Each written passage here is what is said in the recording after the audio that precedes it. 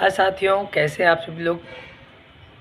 आप सभी लोग को बहुत बहुत प्रणाम। मैं डॉक्टर राजेश कुमार आज आप लोग के समक्ष उत्तर प्रदेश की राजनीति में जो गर्मा गर्मी है उसके ऊपर कुछ चर्चा करेंगे।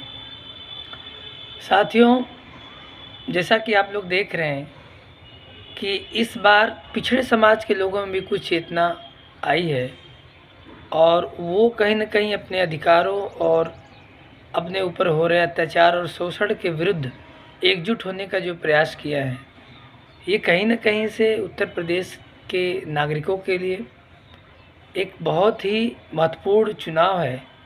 और इस चुनाव को न सिर्फ राजनीतिक बल्कि सामाजिक और धार्मिक पृष्ठभूमि से भी लोग जोड़ के इसको देख रहे हैं। ये चुनाव आम नागरिकों का है, उनकी समस्याओं का है। जो शैक्षणिक व्यवस्था में लगे हुए लोग, जो छात्र छात्राएं जो तैयारी कर रहे हैं नौकरियों के लिए, उनके हक और अधिकारों को भी लेके है। नफरत की राजनीति जो पिछले कई सालों से इस प्रदेश को कहीं न कहीं से इसकी अस्मिता को धीरे धीरे जला रही है। इस प्रदेश को उस आग से भी बाहर निकालने का चुनाव है। बेरोजगार छात्र जो अपने माँ बाप और घर परिवार समाज की उम्मीदों को लेके कई सालों से संघर्ष कर रहे हैं, एक उम्मीद में कि कहीं एक नौकरी मिल जाए और उनके परिवार और उनकी उम्मीद पूरा हो जाए। ये चुनाव उनके भी अस्तित्व का है, उनके भी हक और अधिकार का है। किसान जो पिछले साल जिस तरह के आंदोलन हुए, अंतर्राष्ट्रीय स्तर के आंदोलन हुए, इतने बड़े आंदोलन, इतने दिनों तक चलने वाला अभी तक आंदोलन नहीं हुआ था। इतिहास का ऐसा आंदोलन जो कभी इसको भुला नहीं जा सकता, जिसमें लगभग 700 से अधिक लोगों की जान गई। और उसके बाद हुआ वही कि खोदे पहाड़ निकली चुहिया। सरकार को कुछ नहीं मिला। जितना नुकसान किसानों का हुआ वो किसी से छिपा नहीं है। इस देश की मीडिया जो एक तरह से एक तरफा बयानबाजी करके, रिपोर्टिंग करके अपने अस्तित्व पे प्रश्न चिन्ह लगा दिए हैं, ये चुनाव उसके ऊपर भी है।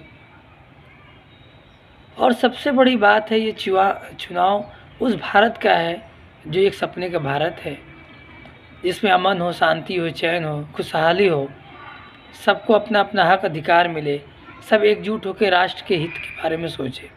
लेकिन जब हम अपनी आपसी समस्याओं से ही जूझते रहेंगे तो हम राष्ट्र को क्या बना पाएंगे या राष्ट्र की हम क्या मदद कर पाएंगे। जब हम आपस में ही बटे हुए हैं जाति, धर्म, क्षेत्र, भाषा, रंग, कपड़े के नाम पे, तो फिर हम कैसे एक सशक्त और मजबूत भारत है। हम कहने को तो एक भारत है, लेकिन हम जिस तरह से बंटवारे की खाई में हम पड़ गए हैं, जिस तरह की गंदी और एक छुआछूत की राजनीति के चक्कर में ये पूरा समाज आज बर्बाद हो रहा है। ये चुनाव उस बर्बादियों को रोकने के लिए भी है। तो मैं अब तमाम लोगों से ये उम्मीद करता हूँ, ये निवेदन करता हूँ कि आप जब भी वोटिंग करने जाएं, उन तमाम जो इस समाज के लोगों के साथ जो अत्याचार हुआ है, जो वंचित है, जो पिछड़े हैं, जो दबे हैं, जो दमन के शिकार हो रहे हैं, जिनको जाति और धर्म के नाम पे मारा जा रहा है, रेप हो रहा है, हत्या हो रही है, बलात्कार हो रहा है, और कोई पूछने वाला, सुनने वाला नहीं है। इस तरह की राजनीति से बाहर निकालने के लिए आज के नागरिक कमर कस लें और ऐसे ताकतों को जो इस समाज के दुश्मन और इस देश के दुश्मन है, उसको उखाड़ फेंकने के लिए आप लोग एकजुट होए, संगठित होए और इन सब अन्यायों के खिलाफ एकजुट होकर वोट करें। यही मेरा निवेदन है। जय हिंद, जय भारत।